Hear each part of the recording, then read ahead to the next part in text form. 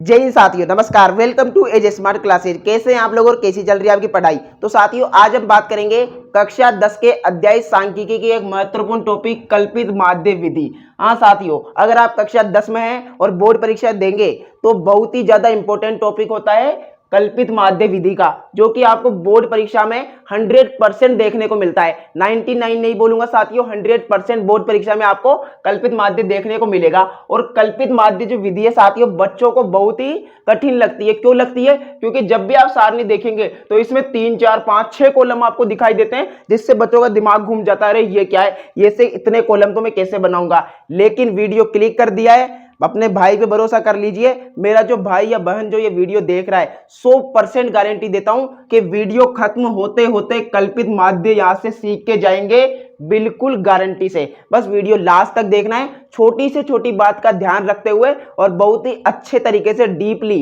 गहराई से हम सीखेंगे कल्पित माध्य विधि। और साथ ही मैं आपको बता दूं, जो आपका चैप्टर है सांख्यिकी कक्षा 10 का, उसमें 3-4 टॉपिक महत्वपूर्ण है। पहला है बहुलक, माध्यक और माध्य।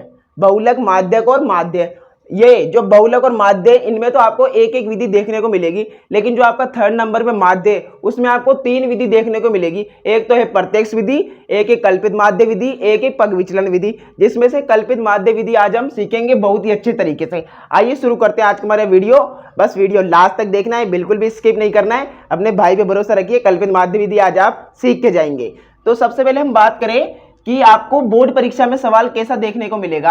तो आप स्क्रीन पे देखिए साथियों, इस प्रकार से आडे रूप में आपको सवाल देखने को मिलेगा। लेकिन जब आप इसे सोल्व करेंगे, यानी हल करेंगे, तो आप इस सवाल को खड़े रूप में इस तरीके से लिख देना और फिर सोल्व करना। और एक इंपॉर्टेंट आपको मैं बात बता दूं, जिससे आपका ये सवाल कभी भी गलत नहीं होगा, कि 2 कॉलम तो हमें देगा, सवाल में देगा, उसके अलावा कल्पित माध्य विधि में 1, 2, 3 कॉलम बनते हैं। क्या साथियों? कल्पित माध्य विधि में सवाल में दिए गए कॉलम के अलावा 3 कॉलम अतिरिक्त बनते हैं। ये बात आपको याद रखनी है, क्योंकि अगर आप भूल जाएंगे कि कितने कॉलम बनती है तो गलती हो सकती है। ठीक है, 1, 2, 3 कॉलम इसमें बनती है। अब बात करें साथियों, सबसे पहले हमें देगा वर्ग अंतराल, जो कि क्या होता है 11 से 13, 13 से 15, इस प्रकार से कुछ भी आ सकता है। उसके बाद यहां देगा बारंबारता, और बारंबारता को साथियों हम लिखते हैं एफआई। एफआई मतलब होता है फ्रीक्वेंसी, यानी कि 11 से लेकर 13 तक जो संख्या है वो कितनी बार आई है, 7 बार आई है। इस प्रकार से हमें यहाँ पर एफआई दे देगा।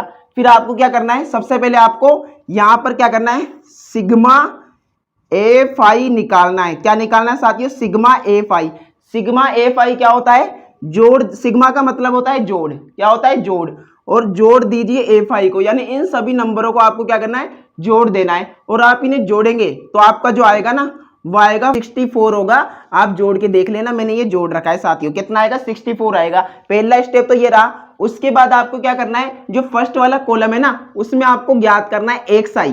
क्या निकालना है साथियों? एक्सआई निकालना है। और ध्यान से सुनना मेरी बात, एक्सआई कैसे निकालते हैं, जो आपको वर्ग अंतराल दे रखा है 11 से 13, इनके मध्य जो संख्या होगी वो आपकी एक्सआई होती है, यानी 11 और 13। तो यहां पे देखो, ये 11 है, ये 13 है, तो इसके बीच में क्या है, 12 है। तो ये जो 12 है ना साथियों, बीच वाली संख्या, यही क्या है, आपका एक्सआई है। तो यहां पे क्या लिख दो, 12 लिख दो। ठीक है, आया समझ में? बहुत सिंपल है ना। इसके बाद 13 से 15, यानी कि इनके बीच में क्या है, इनके बीच में आपका 14 है। उसके बाद 15 से 17 बीच में क्या है, 16 है। फिर 17 से 19, इनके बीच में क्या है, 18 है। यहां पर देखेंगे तो आपको मिलेगा 20, यहां पे 22 और यहां पे 24। ठीक है, तो इस प्रकार से हम एक्सआई निकालेंगे। एक बार फिर बता दूं, जो आपको नंबर दे रखे हैं जैसे 17 से 19, तो 17 लिख दीजिए, 19 लिख दीजिए, बीच में जो नंबर छूट गया ना, वही आपका क्या है, एक्सआई है। या फिर अगर आप ये तरीका भूल जाते हैं तो दोनों को प्लस कर दो, यानी 11 + 13 कर दो, कितने होंगे, 24 होंगे, और उसका आधा कर दो। इसका जो बेसिक फॉर्मूला है क्या है, उच्च सीमा और निम्न सीमा को जोड़ दो और क्या कर दो, डिवाइड बाय 2 कर दो। यानी 11 + 13 कितने होंगे, 24 होंगे। 24 का आधा करेंगे तो 12 आ जाएगा। या फिर आप बीच वाला नंबर याद रखिए। तो इस प्रकार से फर्स्ट कॉलम कंप्लीट हो जाएगा एक्सआई का। उसके बाद फिर यहां पर निकालना है आपको डीआई। क्या निकालना है साथियों, डीआई। और डीआई कैसे निकालते हैं, डीआई आपका निकालते हैं हम एक्सआई माइनस ए। किस प्रकार से निकालते हैं डीआई, डीआई को हम निकालते हैं एक्सआई माइनस ए, यानी जो आपका एक्सआई वाला जो पद है, इसमें से माइनस करना है ए को। अब ये ए क्या है, तो ए को पहचानने का क्या तरीका है साथियों, जो आपको एक्सआई निकला है, इसमें से 1 2 3 4 5 6 7 है, तो 3 तो ऊपर छोड़ दो, 3 नीचे छोड़ दो। जो बीच वाला जो रहेगा ना पद, यानी जो नंबर रहेगा बीच वाला, वो ए होता है। क्या कहा साथियों मैंने कि जो एक साई आपको दे रखा है उसमें से 3 नंबर तो ऊपर छोड़ दिए, 3 नंबर नीचे छोड़ दिए, मध्य का जो नंबर होगा वह क्या होगा, आपका ए होगा। यह आपको ध्यान रखना है। तो मैं यहाँ पे लिख देता हूं, यहाँ पर ए बराबर हमारा कितना है, ए बराबर 18 प्राप्त हुआ। कितना प्राप्त हुआ साथियों, 18 प्राप्त हुआ। बहुत ही सिंपल है। अब आपका सवाल होगा कि मान लीजिए यहाँ पे तो 7 नंबर थे, तो आपने बीच वाला ले लिया, 3 3 छोड़ दिए, लेकिन मान लो अगर कोई ऐसी सम संख्या आ जाए, 10 आ जाए, तो आपको क्या करना है साथियों, 10 में आपको क्या है, 4 इधर छोड़ने हैं, 4 इधर छोड़ने हैं, फिर बचे कौन से, 2 बचे। उन दोनों में से आप कोई सा भी ले सकते हैं, वो आपका राइट होगा। अब हम बात करें कि डी हम कैसे निकालेंगे, एक साई में से ए माइनस करना है। तो यहाँ पर कितना साथियों, 12 है। अब यहाँ पर क्या है, 18 है। तो हमें क्या करना है, इस वाले 12 में से ये जो 12 है, एक साई में से माइनस करना है ए, यानी 12 में से माइनस करना है 18। तो 12 में से अगर 18 माइनस करेंगे तो हमारे पास माइनस का 6 आएगा।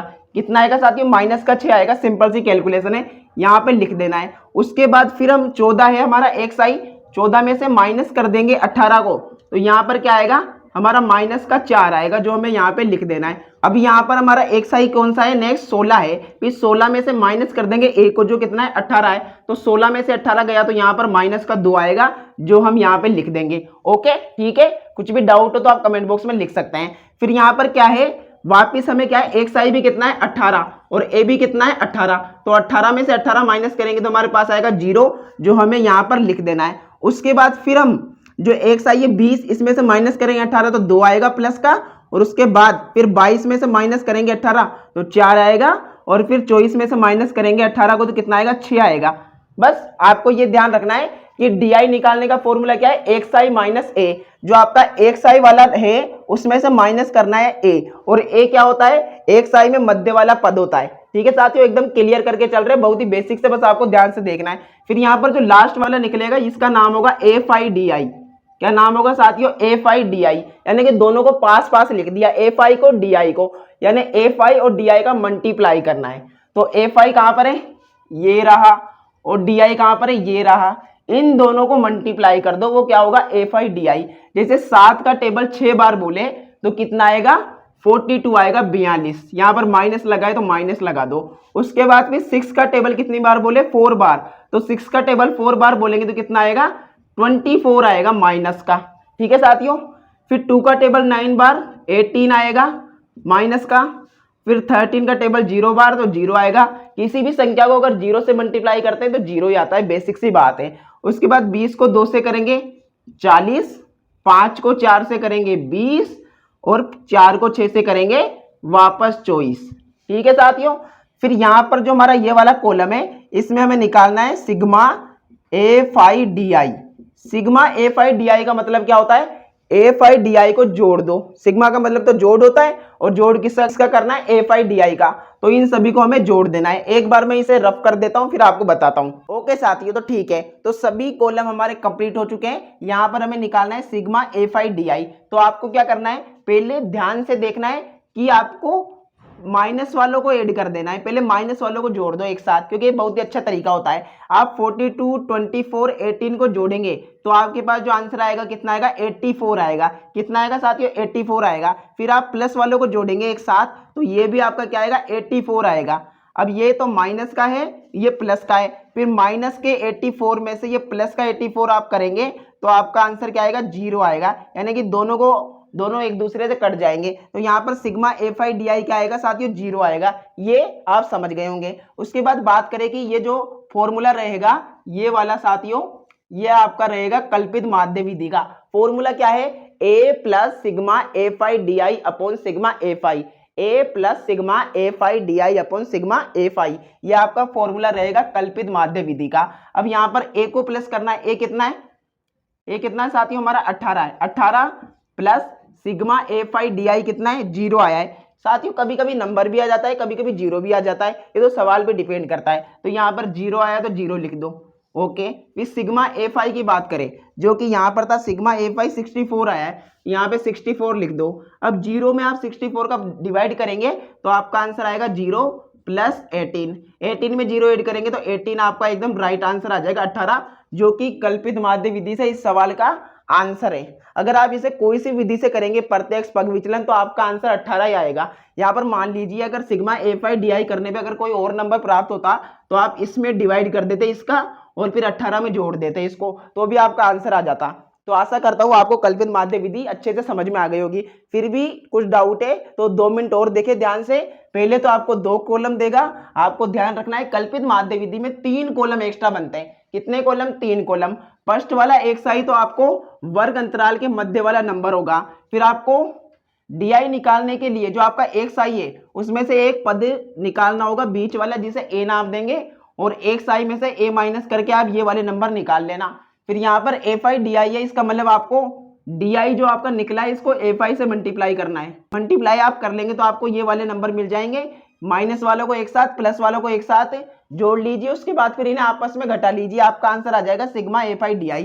और यहाँ पर सिग्मा A5 आपको कर देना है, फॉर्मूला सिंपल सा है, A plus sigma A5 DI upon sigma A5 solve करना, आंसर आ जाएगा कल्पित माध्य विधि से। आशा करता हूँ आपको समझ में आ गया होगा। फिर भी 1% क्या कुछ भी यानी 0 कुछ परसेंट भी डाउट है तो कमेंट बॉक्स में लिख दीजिए। यह आपका अपना चैनल है, हम आपके लिए और भी बेस्ट तरीका लाने का प्रयास करेंगे। धन्यवाद साथियों। जय हिंद जय भारत। ऐसे ही वीडियो के लिए चैनल को सब्सक्राइब कर दे, बेल आइकन को प्रेस कर दे ताकि आपको ऐसे इंपॉर्टेंट वीडियो समय पर मिल सके। जय हिंद जय भारत।